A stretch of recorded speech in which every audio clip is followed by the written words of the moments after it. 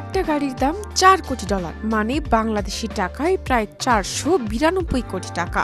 শুনতে অবিশ্বাস্য লাগলেও এটাই সত্যি। বিলাসবহুল গাড়ি নির্মাতা প্রতিষ্ঠান ফেরারির প্রথম ইলেকট্রিক গাড়ি লুচে বিক্রি হয়েছে ঠিক এই দামেই। মার্কিন সংবাদ মাধ্যম CNN কথা জানিয়েছে, নিলামে বিক্রি হওয়া নতুন গাড়ির মধ্যে এটি সবচেয়ে দামি গাড়ি হিসেবে রেকর্ড করল। প্রাক্কলিত দামের চেয়ে 36 গুণ বেশি দরে বিক্রি হয়েছে গাড়িটি। বিশেষভাবে তৈরি ফেরারি লুচের চ্যাসিস জিরোর জন্য রেকর্ড দর হাঁকেন একজন ক্রেতা, যার নাম প্রকাশ করেনি নিলাম প্রতিষ্ঠান।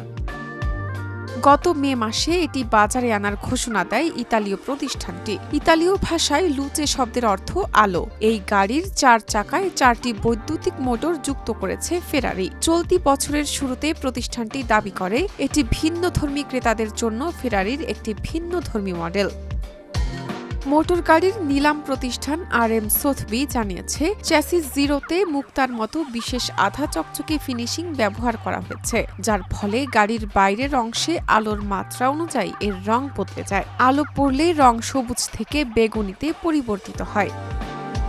গাড়িটির ভেতরের অংশেও ব্যবহার করা হয়েছে বিশেষভাবে তৈরি উপকরণ। এর আসনে ব্যবহার করা হয়েছে পার্লা রঙের লে মান্স মেটালিক চামড়া। বিক্রির পুরো অর্থ যাবে দাতব্য প্রতিষ্ঠান ফেরারি ফাউন্ডেশনে, যা শিক্ষামূলক উদ্যোগে ব্যয় হবে। 2026 সালের শেষ 3 মাসে সাধারণ ক্রেতাদের হাতে পৌঁছাতে শুরু করবে লুচে। তাদের জন্য দাম ধরা হয়েছে €5,50,000 বা $6,40,000।